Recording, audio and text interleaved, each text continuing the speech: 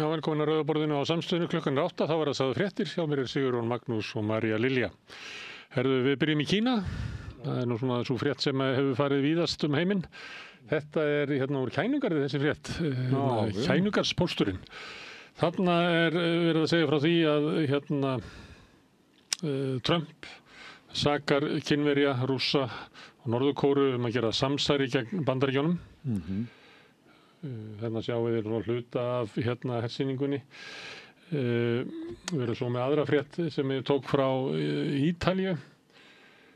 Þarna sést aðeins meira af vopnunum og þarna Xi Jinping. Sáu þið sýnt frá þessu? Nei. Hann keyrir á þessum vagni sínum, stendur þarna í aftursætinu og með svona 4 míkrafóna. Og svo heilsar hann hermennunum. Ég heilsa ykkur hermenn, segir hann, og þeir hrópa allir við heilsu þér leiðtogi vor. Svolítið svona stíll á þessu hjá þessum köllum. Já.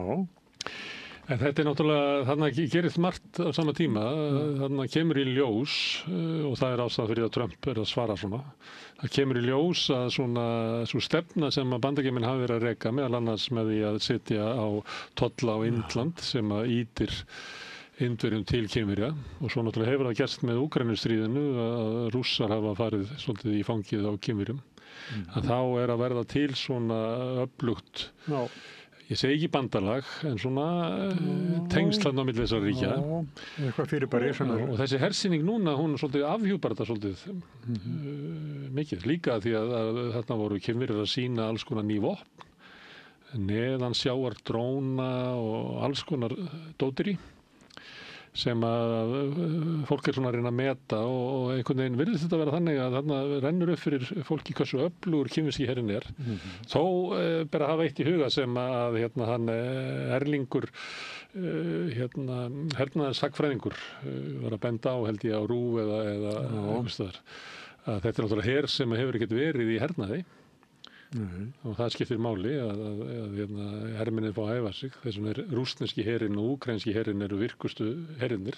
En kínverski herinn ekki. En þetta gríðalegt svona afl sem að koma hann í ljós og að þessar viðskiptaþvinganir eða svona leið sem á að þröngva Rússum til að samningaborðinu vegna þess að vesturveldi neita eiga í viðskiptum við þá bara ekki að virka.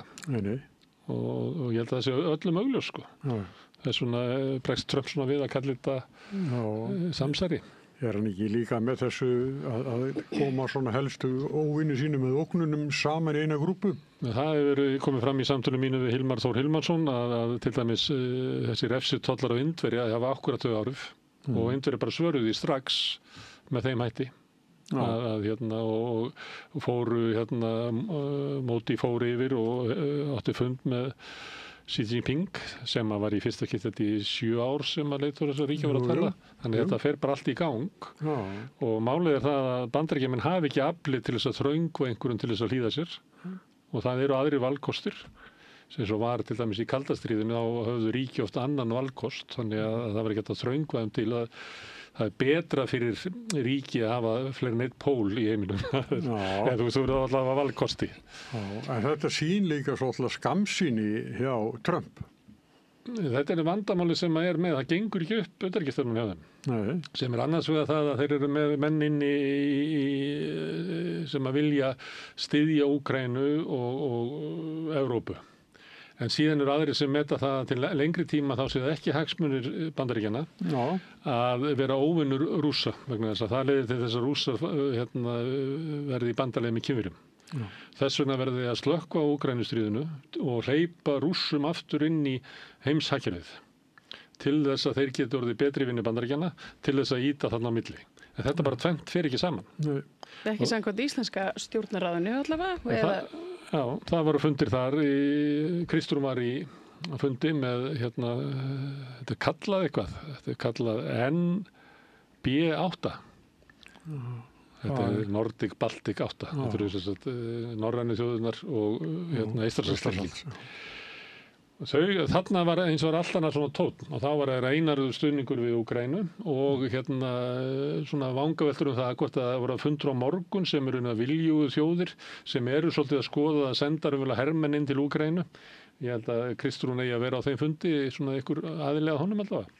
Og þá hugmyndin svo að reyna að þrýsta á Bandaríkin að koma meiri hörku inn í þessi átök. Sem að Bandaríkjamenn eru mjög tvístígandi og það er náttúrulega tógast innan Bandaríkjanna annars vegar þeir sem að vilja slökkva á Úkraínustríðinu vegna þess að það þjóni ekki hagsmuni Bandaríkjanna og svo þeir sem að telja að Bandaríkjamenn verði að styðja við Evrópu og sömuleyti þar líka svona mat það að við getum ekki bakkað út úr enn einu stríðinu við getum ekki ennþá sýnt fyrir heiminum að Úkraínumenn hafa treyst á okkur og svo kemur í ljósa svo að það virkar ekki eins og áttu við Afganistan og fleira þannig að þetta tógast margt á í Bandaríkjunum. Þetta flókið. Já, en Íslendingarnir, þeir taka þessa sömu afstöðu og Evrópusambandið og svona hinnir herskáu Evrópuþjóðir og það mátti sjá ég tók þetta var frétt úr stjórnarráðinu sem við vorum með en síðan tók ég frétt sem bara Facebook-færslun Anna Kristrúnar og hún talar bara eins og Evrópusambandið að þessi lykilatriði og hún segir að öryggishagsmunir Íslands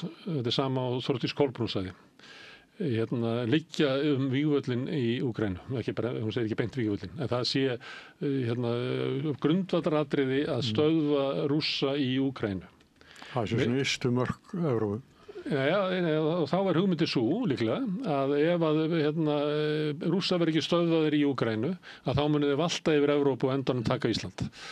Ég held að það sé enginn sem í alvörunni trúir þessu. En samt þetta alltaf sagt að það sé yfirvofandi hér eitthvað svona innrás Rússa.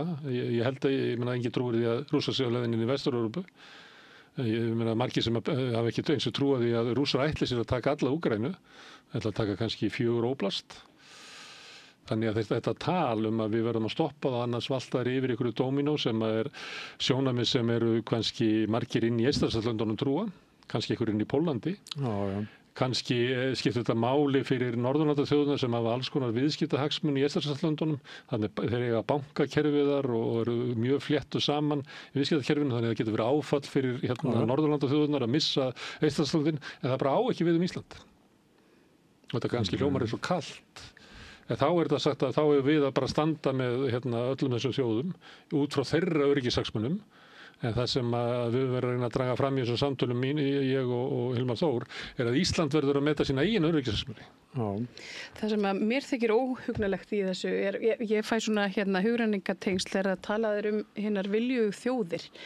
Þetta eru við munum eftir innrásin í Írak þar sem við vorum gerð að hinum viljugu þjóðum þvert á vilja þjóðarinnar. Mikils meirihluta þjóðarinnar, ég man ekki að vera gerða kannanir, ég held að vera náttúrulega 80% af þjóðinni sem var ansnúið þessu. Akkurat, það eru 22 ár síðan að það var nú kemur Kristrún. Davíð Oddsson og Halldór Ásgrímsson ákveða bara á okkur næturfundi. Já, og ég hafa fengið sko mikla skömm fyrir svona í seinni tíð og sérstaklega af vinstri væng. Þess vegna finnst mér mjög óeðlilegt að sjá Kristrúnu Frostadóttur grípa til þess að nákvæmlega sama tungutags. Þetta er tungutaki sem þau nota sjálf, sko. Já. Og það finnst mér undarlegt. Það heitir það. Viljaðar þjóðir. Já, sem er að telja saman hermenn og kanna möguleikan á að senda hermenn inn í Úkraínu. Þeir eru líka þjóðverjar og frakkar eru að meta það hvernig Evrópa getur haldið stríðinu áfram ef að Bandaríkjamenn draga sig út úr þessu. Þeir hafa raunverulega fallist á það að ef að Bandaríkjamenn draga sig út úr þessu þá fá þeir að kaupa bara vopnin áfram, þannig að það verður bara fjármagna frá Evrópu. Þannig að þetta eru mjög viljugar þjóðir. Þetta eru mjög viljugar þjóðir til þess að ég veit ekki, standa í ófriði og Þetta telja að vera tilvistarlegt lykilatriði eins og Kristrún að segja. Það er bara upp á líf og dauða fyrir Íslendinga að Rússar verði sigraðir á vígvellinum í Úkraínu. Ég saknaði svolítið að heyra bara viðtal við Kristrúnu þar sem hún spurði nákvæmlega út í þetta. Hvað í ósköpunum eru við viljug til þess að gera? Við erum öll að vilja gera spyrja en hún bara vil ekki koma. Það kemur fram á henni og í fréttum að þessu að það er ákveðið aukin stuðningu við Úkraínu sem þýðir meiri vopnakaup. miðað við þess að eins og þetta hefur verið áður, það var ekki að draga aðra ályktanir heldur að ríkisstjórnin sé ákveða það að kaupa enn frekar vopn fyrir Úkraínu. Já, mitt. Þannig að hvað var það, 50 milljarðar sem fóru hérna frá Bjarna Ben, það er ekki nóg. Það var ekki alveg, en það það hefur komið fram að þjóðin er andsnúið þessu. Já, Ég tók aðra frétt sem er kannski svona skild þessu þar úr Morgunblaðinu. Það var Vestnorræna ráðið sem er hérna svona samráðsvettvangur Grænlendinga, Færeyinga og Íslendinga. Það held það í stríð. Jú, það er öll umræðan snýrist öryggismál. Já. Og það er sama hefur gerst við Norðurlandaráði sem var alltaf verið að, ég man eftir því að Economist var alltaf að hlæja Norðurlandaráði í Kanada því að fjallaði mest svona menningu og friðsamleg samskipti og þeim fannst þetta að vera svona ómerkilegur svona samráðsvettvangur. En sem að ég held að sagan hafi sýnt að það var alls ekki, heldur að þetta var bara mjög gott. En Vestnorræna ráði hefur verið þeim toga, en út af þessari herrvæðingu hugafassi sem á sér stað í Evrópu, þá er meiri segja að vera að tala, og þarna er formaður Jón Gnarr og eitthvað svona, og þeir eru bara í einhverjum herrleik þarna á fundum. Herðu, en það var ein frétt sem að var þarna í hersýningunni. Þetta kemur hérna frá Independent. Þarna kemur hann hérna Kim Jong-un sem er rúmlega fertugur fóringi Norður-Kóreu. Hann leiðir þarna dóttur sína Kim Yu-ai sem að er talin vera 12-13 ára gömul. Já. Og það er talið að því að hann er byrjað að birtast með henni að hún sé arftakinn. Og þetta var líka með sænska pressuna, Dagens Nyheter. Þar er myndafinn að hún sé staðins betur held ég fyrir það sem er í sjónvarpi. Þarna er hún. Og hann með hatt og sjáum við herrfóringjan, hann má ekki vinna eitt sigur enn. Það fyrir næst á baki á honum. Já, það verður settur á baki eins og öskupúki. Það býr hliðinn. Þetta er tilvörandi, þeir deyja nefnilega í þessari ætt, þeir deyja frekar ung, sko. Þannig það geti verið að hún myndi taka við bara. Ég held að kallinn hafi lagt svolítið af, hann vera svo feitur, hann geti vel að gengið. Hann labbaði svolítið eins og mörgjas. Já. Ekkert að því svona? Spíkinu, sko. Nei, ekkert að því, en það er samt held ég sé almennt viðurkennt að ef þú ert mjög feitur að þú dregur aðeins úr lífsgæðum og lífslíkum. Já, það er víst. En þessi stúlka, það má binda vonir við að hún verði sterkur leiðtogi fyrir Norður-Kóreu. Er það hugsanlegt að kona verði það? Já, og kannski verður alltaf betra. Ég veit ekki til þess að hann eigi drengi. Ég manni sem sagði alltaf við mig, pabbi sagði alltaf að heimurinn yrði betri ef að konuna fengja ráða. Þannig að kannski verður það þarna. Já, fyrsta skrefið. Dætum mig í vinnuna. Mér fannst ástæða til þess að draga eina fréttin inn. Það New Yorker sem er nú eitt af síðustu víum góðra blaðamennsku. Þeir eru að skrifa þarna langa grein það hvernig stendur á því að það er enginn að tala kjarnorkuvá þegar við höfum aldrei verið nærri kjarnorkustríði. Þarna talað sko, eins og ég var að nefna áðan að Evrópuríkin eru sem að senda hermenn á ígöllin á móti kjarnorkuveldi sem á næstasta kjarnorkuveldi heims. Kínverjar eiga kjarnorkuvopn, Indverjar eiga kjarnorkuvopn, Ísraelsmenn eiga kjarnorkuvopn. Og það er talað að Íranir sé að koma sér upp í það er talað að Pakistana getur lánað þeim kjarnorkuvopn. Það er bara svona. En við höfum aldrei verið nærri og miklu nærri heldur að vara í Kúbudeilunni, en samt enginn að tala þetta. Og þetta held ég að sé hluti að þessari svona herrvæðingu hugafassis, að það er eitt sem að gerist í því að við tölum fjálglega sé hægt að ná fram vilja okkar með hernaði, en tölum lítið hættun að því. En ég var bara ástæða til þess að benda á þetta. En við að fara heim. Það er Morgunblaðið var með í morgun það sem að því við vorum að ég var að því, held ég í gær meðan Inga góð þarna að segja að þetta er bara hækka lægstulaun. Ef fólki fyndist að það væri orðin og lítill munur á milli örorkulífeyris og lægstulaun þá bara hækka launin, sagði hún. En þau hlupu til bæði Kristrún og fjármálaráðherrann og drógu úr þessu. Töldu þetta ekki vera hættu í þessu. Fólkna. En Já. Já, herru, en síðan önnur frétt sem að tengja þessu, það hérna örorkuhækkunin. Það er meira heldur það að það hægt að reikna það í sumum tilfellum séu örorkulífeyririnn hærri en lægstu laun.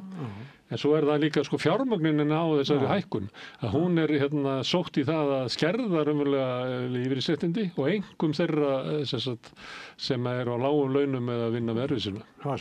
Það sem að örorkubyrðin er mikil á þeim lífeyrissjóðum. Þannig að greiðslur úr þeim lífeyrissjóðum verkamanna komum til með lækka. Já. Þetta eitthvað sem við ættum að draga betur fram. Það koma ekki fyrir en reyndar á mánudaginn næstu viku. Þá koma formenn ÖBÍ, þroskahjálpar og geðhjálpar og ég ætla að ræða aðeins við um þessar breytingar. Því mér finnst svona fréttirnar að þessu hafa verið frekar einhliðar. En þetta náttúrulega atriði sem við ættum að skoða betur. Ég með formann verkamannasambandsins sem heitir starfsgreinasambandið í dag. Hann segir að verið að skella sólmyrkva yfir ellilífeyrisþega með þessu. Hann er í miklu stuði núna, Vilhjálmur. Ja, hann talar í fyrirsögnum eins og settir. Herðu, talandi fátækt og svona, þá var einn frétt sem að ég veit ekki hvað fórum mikið fyrir, tókuð eftir henni. Það var að landlæknir hafði verið að gera rannsókn á mataræði og greindi það eftir stéttum eða tekjum. Og þá kemur í ljós að það alltaf verið áróður að við að borða hollt. Þeir sem að borða síst hollt eru þeir sem hafa minnst umleikis, að þeir eru dýrt að borða hollt og matur sem ódýr, hann ekki hollur. Það svona útþynnt skenka og útþynntur matur og grænmeti bara of dýrt og fiskur og kjöt almennilegt of dýrt. Raspi og svona. Þannig að það verður til þess að ef þú ert á lágum launum að þá borðar ver. Ef þú þarft að vinna mikið, þá hefur heldur ekki tíma til þess að búa þér til mat. Lífið styttra. Það er minni eftirlaun. Það munar ég sá einu svona könnun að því að íslenska Hagstofan ekki með svona stéttagreiningu, því miður, en það víða í öðrum löndum og það til dæmis munurinn á láglaunastéttinni og svona hærri millistéttinni í Svíþjóð. Það eru 8 ár í lífslíkum. Já. Hefur ekki eitthvað verið að fjalla þetta líka hérna? Já, við hefum gert það reglulega. En ég alltaf að töðu yfir þessu að Hagstofan skulle ekki taka þetta saman. Því þetta er náttúrulega eitt af stæðstu atriðunum sem við ættum að fylgjast með. Það er stéttaskipting, sambandi við húsnæðismarkað, sambandi við fæði, sambandi við lífslíkur. Skiptir líklega miklu máli þegar maður tala lífeyrisréttindi. Það var náttúrulega horfið það að þeir sem eru í mestu erfiðisvinnunni og á lægstu laununum, að þeir lifa skemur og þá fara þeir minna út úr bæði almannatryggingunum og lífeyrissjóðunum og það út af því sem að til dæmis í Danmörku hafa lækkað lífeyrisaldur erfiðisvinnufólks út af þessu. Eins og hérna með sjómenn til dæmis. Bara sjómenn. Bara sjómenn, það er ekki fyrir láglaunafólk. Nei, bara hálaunað sjómenn. Það er ástæð fyrir því reyndar. Það er reyndar ástæð fyrir því, það er svona langir vinnudagar og allt það sem að. Einu sinni var nú sjómanna afsláttur á skattinum. Hann var búið að afnema það. Hann var rökstuddur af því að sjómenn væri svo mikið á sjó og var ekki að nýta það sem skatturinn fær í. Ég veit ekki hvort að þau sjónarmið myndi gilda í dag. Herðu, þá förum við til Al Jazeera. Þeir eru með þarna, við vorum með sögum frá því í gær held ég, eða í fyrradag, frá þessari skýrslu. Það er til alþjóðasamtök sérfræðinga þjóðarmorð og það eru 500 manns í þeim og það var lagt fyrir þetta félag hvort það væri þjóðarmorð á Gaza og það var greitt atkvæði og 86% sögðu já. Og það sem við töldu vera svona ástæðna fyrir því að væri þjóðarmorðana að það væri stundaði pyntingar, það væri augljóst að Ísraelsmenn væri að pynta fólk. Það væri svona handahófskendar handtökur sem að skiptir máli. Það væri kynferðislegt ofbeldi sem að Ísraelsmenn væri að beita palestínska konur og palestínska kalla, þeir nauðga köllunum líka. Það væru vísvitandi árásir á heilbrigðisstarfsfólk, hjálparstarfsmenn og blaðamenn. Það væri vísvitandi verið að halda mat, vatni og lyfjum frá fólki til þess að það dræpist. Það væri 2300 milljónir palestínumanna á flótta innan Gaza. Og það væri búið að brjóta niður meira en 90% af öllum íbúðarhúsum sem þarna inni. og þeir hafa drepið heilu fjölskyldunar sem þurrkaður út hreinlega, bara heilu eins og sér fjölskyldunar sem þurrkaður út bara eins og það hafi ekki verið til og þeir limlesta og særa börn og þeir töldu það í þessari skýrslu að vera meira 50.000 börn sem að ísraelski herinn hefði limlest og þeir ræðu þessu saman og það voru 86% þeirra sem sögðu að þetta væri nóg til þess að væri þjóðarmorð. Og við höfum stundum verið að nefna þetta því að hérna koma stundum fólk sem vil andmæla þessi þjóðarmorð. En það eiginlega allar svona mannúðu samtök í heiminum, stofnanir Sameinuðu þjóðanna, alþjóða dómstólar, þessi samtök, það eiginlega langflest blöð í heiminum sem hafa einhverja virðingu fyrir sjálfum sér, eru byrjað að tala þetta sem þjóðarmorð. Og þess vegna finnst mér furðulegt svolítið í umræðin hérna heima hvað menn eru svona að veigra sig við þetta. Sko, Þorgerður Katrín, hún talaði nú það í fréttum síðustu helgi að það benti sannarlega allt til að þetta væri þjóðarmorð og hún fordæmdi þetta svona sem þjóðarmorð. Þessu fyrirvara. Með þessum einmitt, það margt bendi til.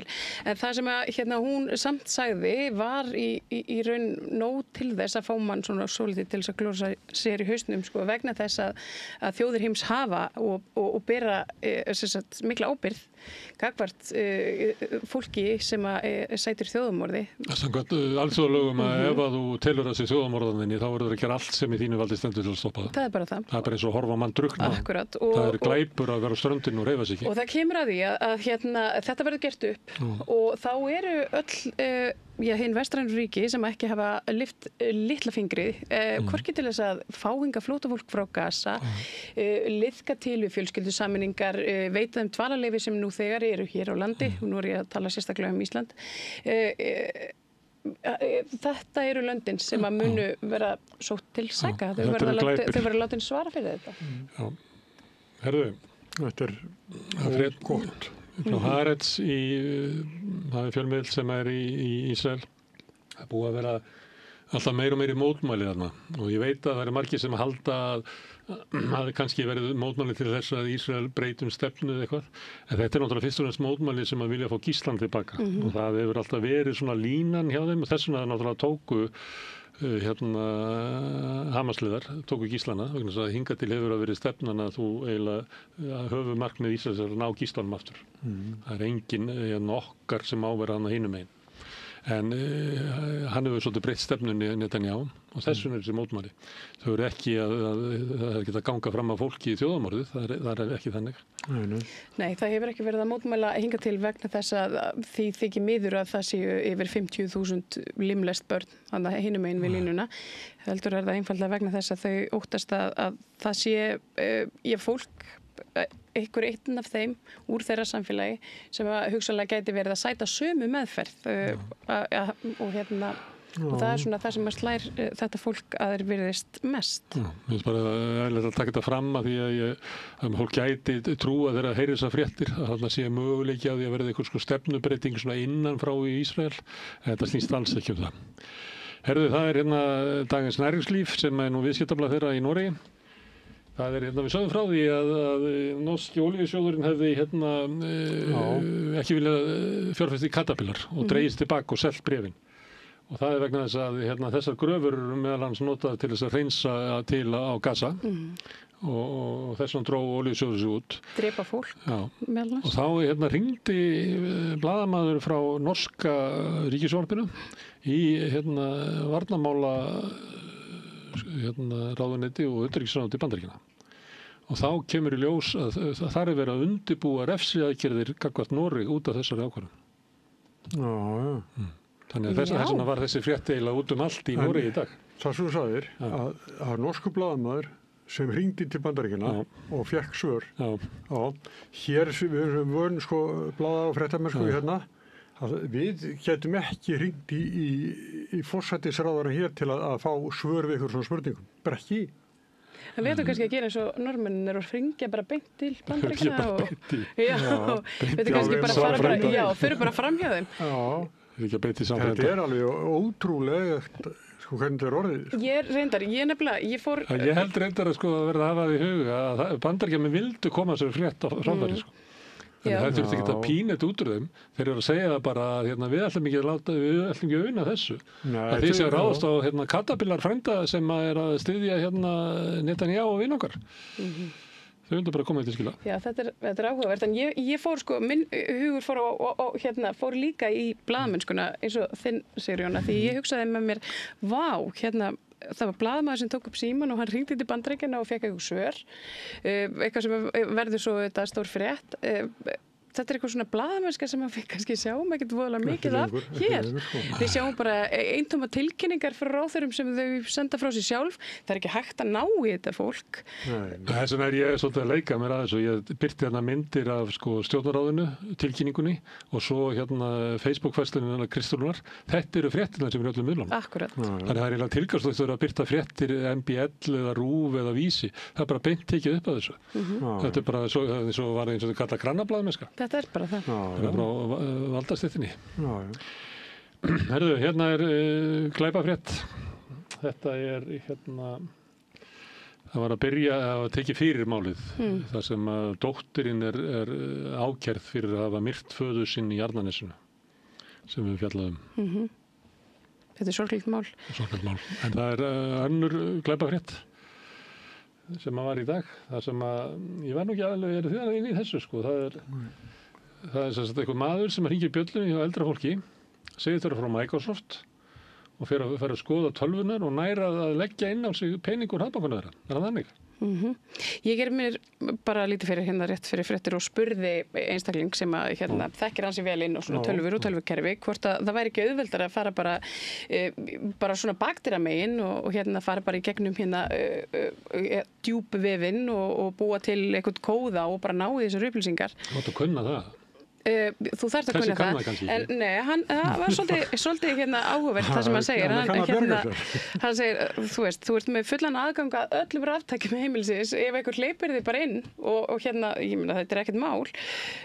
Og áhugaverð kenning sem að sá hafði. Ég veit svo sem ekkert hvað hann hefur fyrir sér í því en hann hefur þessi kenningu. Þetta er heimildir okkar í undirrímanum. Jú. Hann segir að my guess, þeir eru að targeta af lista fólksins sem keypti í Íslandsbanka. Var hann gefin út? Hann var gefin út í fyrraskiptið? Já, og hann var gefin út, já. Þannig að en hann segir það að þetta sé bara virkilega, þetta sé svona einfaldasta aðgerðin. Ég meina þetta er bara eins og ef þú skilur eftir að opna útidyrahurð og það breyst einhver inn heima hjá þér og þá ert svona lagaleg staða þín svo litið verri. Það minnum á eitt mál sem ég kannaldi að minna til því þegar var íslensku listamaður sem fekk Norðurlandaverðlaun sem er peningagjöf. Það var brotist inn í honum 2 dögum seinna og verðlauna fyrir stólið. Þetta hefur verið svona þegar ég var bara að byrja í blaðinu sko fyrir 116 árum eða svo. Herðu, eitt kynferðisbrot tilkynnt til lögreglu eftir þjóðhátíð, af því að við vorum að ræða þetta eftir þjóðhátíð, það má ekki segja þetta fyrir en að fólk er búið að gleyma þjóðhátíðinni. Það má ekki tengja kynferðisbrot við þjóðhátíð, það er eitthvað svona ákvörðun lögreglunar á Íslandi.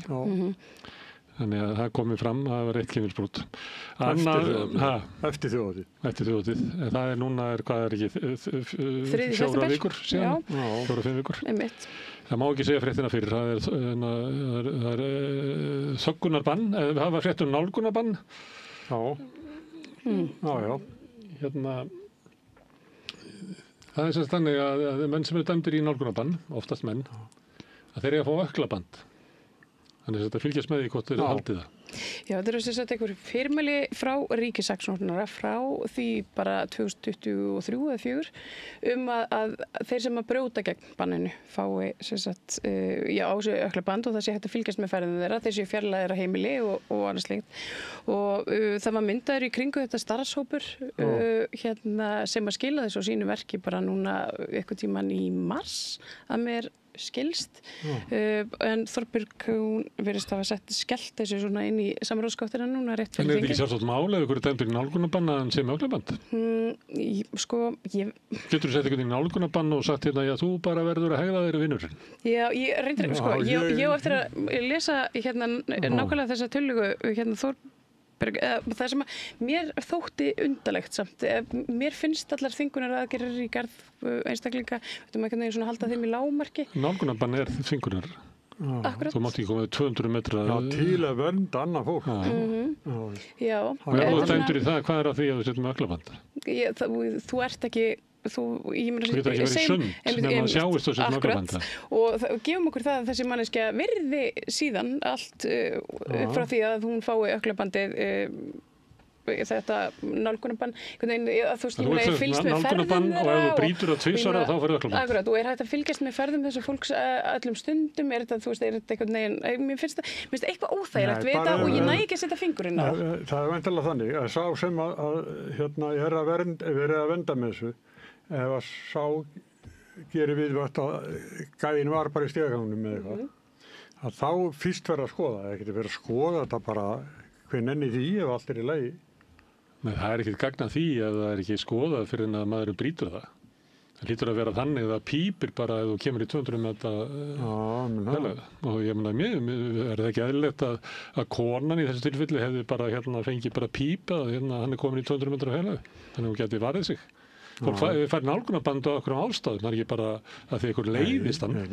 Sko, það var talað um þetta þegar saksóknari talar um þetta þarna einhvern tímann í upphafi árs og hvenær atkvarið bendir á þetta hafi þessu hafi aldrei verið framfylgt þessum tilmælum ríkissaksóknara, þá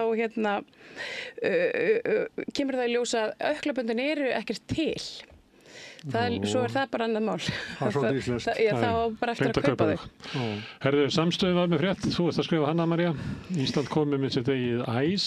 Já, mikið rétt. Ég fekk ábendingu fyrir það, núna bara skömmu fyrir fréttir að það hefði, lögreglan hefði farið í vinnustöðaeftirlit á Hlemmi Mathöll og þessari aðgerð hafi verið beint sérstaklega gegn erlendu starfsfólki á svæðinum.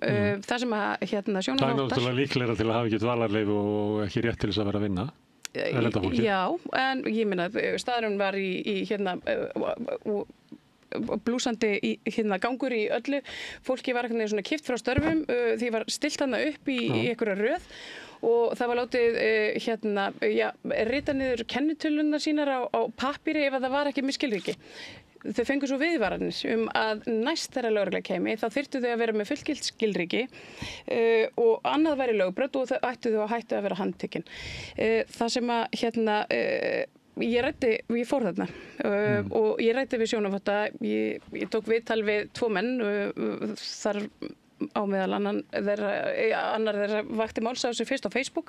Þórður Ingi heitir hann, við spjöllum aðeins þetta og svona aðeins hvert samfélagi þeirra stefna. Þeir hafa báði búið í London og Los Angeles. Þeir þekkja þetta ICE sem er þessi innflytjenda útlendingalögregla þannig í Bandaríkjunum. Og þeim fannst þetta svona óþægilegt. Ég ræddi líka við starfsfólki sem lendi í þessu. Þar á meðal var maður sem hafði búið hér á Íslandi í 18 ár og aldrei lendi í öðru eins. Hann vildi ekki koma fram undir nafni en ég tók við hann viðtal. Þetta verður allt saman birt í rauðaborðinu eftir. Hann óttaðist bara að vera sendur úr landi eftir 18 ár og hann sagði mér að hann var hræddur börnin sín, hann fyndi fyrir svona aukinu hörku og honum fannst sæta fyrir þau að fólk í vinnunni væri truflað með þessum hætti. Þetta væri hans skattpeningar sem væri að greiða fyrir þessar aðgerðir. Já, þetta er ekki dóra mjög. Þessi viðtöl verða núna eftir í rauðabrúnu. Við fyrir RÚV, þar er aldrei fleiri erlendir ríkisborgar í námi. Það er náttúrulega að segja sér sjálft, það er aldrei fleiri erlendir ríkisborgar á landinu, þannig að það er kannski ekki merkilegt við þetta. Það er hins vegar mál sem var aðalmálið í gær og er svolítið víða. Ég held að þetta verið bara stórfrétt bæði á RÚV og Stöð 2. Sem er Kastljósþáttur Snorra Mássonar. Og núna má ef ég skil rétt að Sigmundur Davíð ekki áhyggjur af hatursorðræðu transfólk, en hins vegar hatursorðræðu miðflokkinn. Já, og Sigríður Andersen, hún bendir á það og hún nefnir tölur sem voru, þær voru reddu stóðum undir þetta sem hún var að segja. Það var mikill meirihluti landsmanna. Það var könnun svo að gera fyrir svona 2,5 ári. tíma þar sem komið ljós á hvaða fólki hefur fæð og það var helst fólki í miðflokknum eða svo hægri öfgamenn. Í dag spurði ég Þorsteinn Sæmundsson varaþingmann þetta og hann þessara skoðunar og hann verður nú í þættinum eftir líka í reynsluboltanum og þar endurtekur hann enda sem hann sagði í dag að hann telur það að svona sé þetta. Hann hefur ekki áhyggjur af bakslægi með gagnvart hinsegin fólki, en bakslægi gagnvart miðflokksfólki. Já, hægri fólki bara. Já.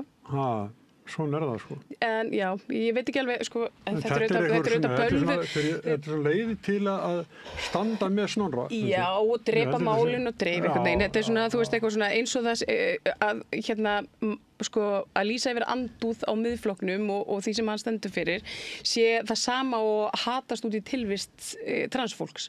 Það er bara ekkert, þetta er eins og að bera saman epli og appelsínur. Þetta er bara einhvern veginn, þetta er ekki. Þetta er ekki veik, en þetta er vörn. Þetta, þú veist, þetta var snjallt bragð hjá Sigríði og Sigmundi sem var reynda búin að lofa því, ætla ekki að tjá sig fyrir en eftir helgi þetta mál, en heyrði ég á RÚV. En hann hefur ekki, hann hefur ekki staðist þá freistingu. Stendur ekki við lofurðin, það skrítið stjórnmálamaður. Herðu, en haldið að sé fólki í miðflokknum sem lítur svo á að þetta sé ekki gott fyrir flokkinn? Myndi vilja að flokkurinn væri svona aðeins mildar í þessum málum og finnst Snorri hafa bara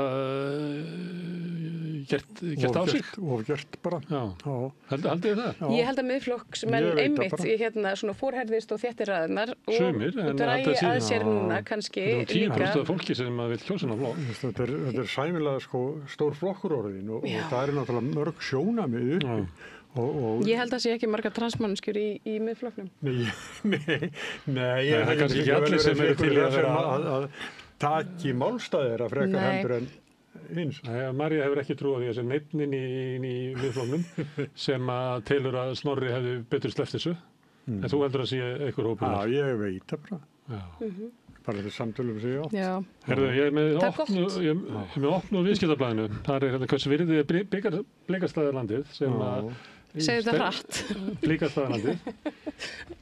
Sko, þarna er metið það og ég meina ágætlega gert að þeir metið það sem 25 milljarðar virði. Þannig ég fór að fletta upp í gömlum blöðum og það var rætt verðmæti Blikastaðarlandsins 1991. Þá var fólki sem átti þetta, vildi losna og var í einhverju fjárhagsvandræði tengda svona þess, það fylgdi alls konar sögur þessu.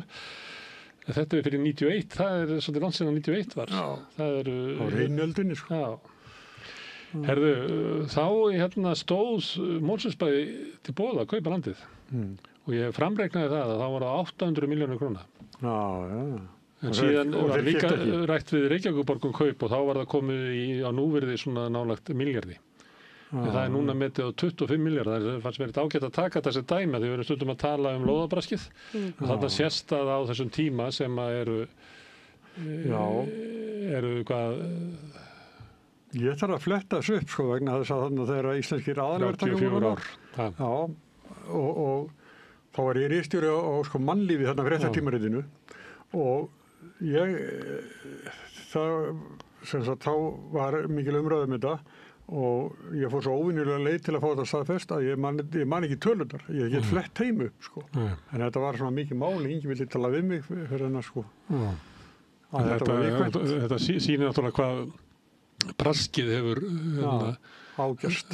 25-faldast verðmætið og 25-faldast á álagið sem að íbúarnir þurfa að borga fyrir braskið sem er á leiðinni. Það frétt á RÚV að hlutdeildarlánin gangi ekki út. Þannig alltaf verið að tala um að það var á tímabilið sem gekk bara alls ekki út. Sko. Það var ekki hægt að finna íbúð sem að féll að kerfinu.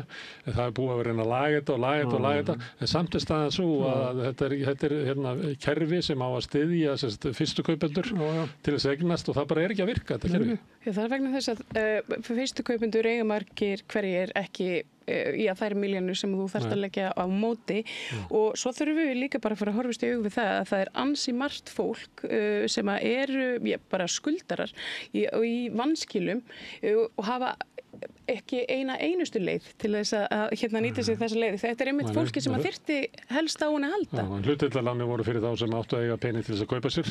Þannig að þeir sem eru á leigumarkaði fastir og skulda, þeir eru náttúrulega ekki hluta því og það engar ráð til þess að aðstofa það fólk nema að hækka húsnæðisbæturnar. Það er nú komið fram í ljós hjá Húsnæðis- og mannvirkjastofnun, það er löngu búið að étast upp. Það er leigusalinn sem að færa það.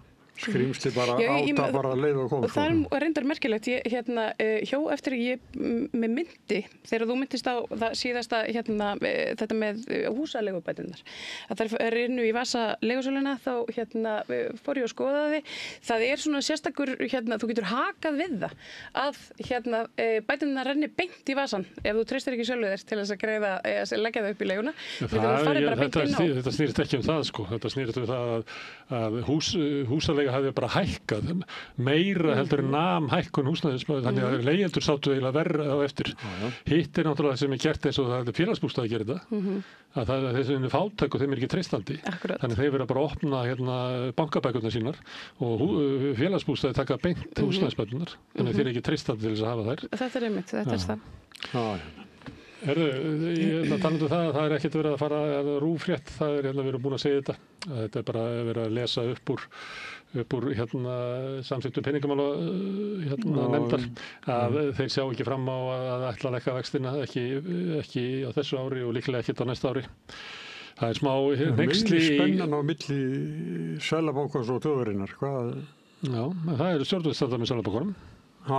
Stjórnvöld standa með Seðlabankanum. Ég er að reyna að veiða fólk sem er til að gagnrýna Seðlabankann og það er Ragnar Þór, Sigurður Þórðarsson, Vilhjálmur Birgisson og Stefán Ólafsson.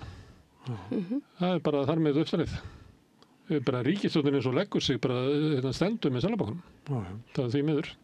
Það er hneyksli í Bretlandi, það er varnarmálaráðherrann að hún var að kaupa húsnæði, þetta tengist nú húsnæðismálum. Er þessi varnarmálaráðherra? Já, hún var að kaupa íbúð á svona 132 milljónir íslenskar og það er stimpilgjald. Þannig að hún lét eins og hún væri fyrstu kaupandi og var að borga, hann er svolítið hátt stimpilgjaldi þarna, það eru 3,7% fyrstu kaupandi. Annars er það 7% ef þú ert að kaupa aðra íbúð. Þannig að hún faldi það að hún átti raunverulega íbúð. Og við var að spara þarna sem að nemur kannski svona 3-4 milljónum. Og er núna í vondumálum. Já, hún var látin fara. Nei, hún verður ekki verið. Heldur ekki? Nei, ekki, hún ætlar að reyna að standa þetta á sér. Ég veit ekki, Bretar það er mikill hiti í bresku samfélagi. Bretar eru mjög reiðir þessa dagana. Þannig að mér finnst það ólíklegt að verði reiðir þangað til að Keir Starmer hættir. Já. Það er alltaf færri og færri sem að þola þennan forsætisráðherra. Það er rosalega. Hann er ekkert sá fyrst í þannig. Hann er innihalds svolítið. Þetta er búið að vera mjög tíðskipti og Herðu, Washington Post, það er frétt frá Flórida. Það er verið að hætta að bólusetja börn í skólum. Þetta er læknir og hann er svona heilbrigðisráðherra í fylkinu. Þetta er Josep Ladapo og hann er á línu Kennedy, heilbrigðisráðherra, hann vill að. Þannig að þetta er kannski sem við erum að fylgja svolítið með í framhaldinu. En svo er frétt frá heilbrigðisfrétt frá Bandaríkjunum, Los Angeles. Hver er þetta sem komin aftur? COVID, og það er verið að fara að leggja til að taka upp grímur. Það er bara rosalega COVID-bylgja sem gengur yfir Kaliforníu. Og ég held að segja að hafi gengið COVID-bylgja yfir samstöðuna. Það eru ótrúlega margir búin að vera veikir og viðmælendur veikir. Það er COVID í gangi. Sko. Það er COVID í fjölskyldinu minni allavega. Ég er bara að segja COVID-bylgja á Íslandi. Ég ber að mér öll veikinni. En maður sér það þegar maður er að bóka. Sko. Er það lýsið, segir hún? Er það lýsið? Nei. Það er bara andrúmsloftið verið að duglur að vera úti og svona. Nei, þetta er þetta er skriðið. Herðu, FF7, þetta er frétt sem við höfum sagt, ég hef bara aldrei sýnt hana. Sko, FF7 er alltaf að benda á að í allri umræðum tollamál, þá byggja Íslands stjórnvöld alltaf á upplýsingu frá Hagstofu Íslands. Þar vantar lyfjaútflutningin frá lyfjafyrirtækjunum. En þau eru inni hjá Hagstofu Bandaríkjanna, þannig að Bandaríkjan eru alltaf með alltaf aðra hugmyndur viðskiptajöfnuðin á milli ríkjanna heldur en Íslands stjórnvöld. Þannig Íslands stjórnvöld er alltaf láta eins og við séum sér í góðum máli, málum, en það ekki þannig. Það FF7 alltaf að benda á þetta. Ef það væri norskur blaðamaður í aðstörfum hér í samfélaginu, það geta kannski bara hringt út. Það nefnilega íslensku blaðamaður á FF7. Já, sem hringdi út, Það svo, talaði flugvelli eða fórstast með flugvalla. En hann býr í Svíþjóð, þannig það kannski en Noreg og Svíþjóð, þetta eiginlega alltaf sama. Ég svarar engu, en svo bara herra Heathrow, já, blessa, hvað vildur þú fá að vita? Já, herri, ég skal taka saman og senda þér. Við sem stokkaði í síðustu fréttina, það kannski þetta gömul frétt. Það hefur ekkert spurst til Jóns Garðars. Nei, hann eftirlýstur. Síðan 11. júlí, segir Morgunblaðið. Morgunblaðið hefur verið auglýst eftir honum. Þessi mynd úr mokkunum. Og hvað akkur mokkinn að elta hann eitthvað? Ég veit ekki. Af því hann gat ekki varist veiðigjöldunum. Nei, ég veit ekki. Hvað þetta? Akkur láta svona varaformann. Hvað heldur hann sé? Ég meina, nú verið að skipta þingflokksformann og það svona hasað í gangi inn í flokknum. Akkur heyrist ekkert í varaformann. Já, ég veit ekki. Þessi full ástæði til að hafa áhyggjur og tímabært að senda út sérhæðan leitaflokk og fingkeppa Eskifjörð. Þetta er mokkanum. Og getur verið að forstjóri Kaldvíkur, þar sem hann var aðstofforstjóri, hann farinn, getur verið að Jens Garðar sé bara að fara í aftur í... Það sé feldi að hvort hann er að fara aftur í fiskeldið. Kannski er hann bara að toppnýta sumarfríið sitt. Hann bara slökkt á samskiptamiðlum. Já.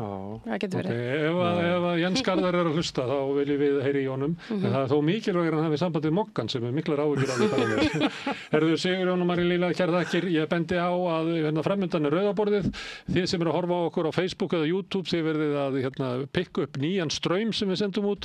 Skiptir engu máli ef þið eru að horfa í sjónvarpið eða hlusta í útvarpið, þá heldur rauðaborðið áfram. Það kemur eftir rétt augnablik. Jæja, krakkar. Þetta síðasti dagurinn minn. Ég ætlaði náttúrulega aldrei að fara að vinna sem leiðbeinandi. Ég hef náttúrulega aldrei lært þetta, að kenna.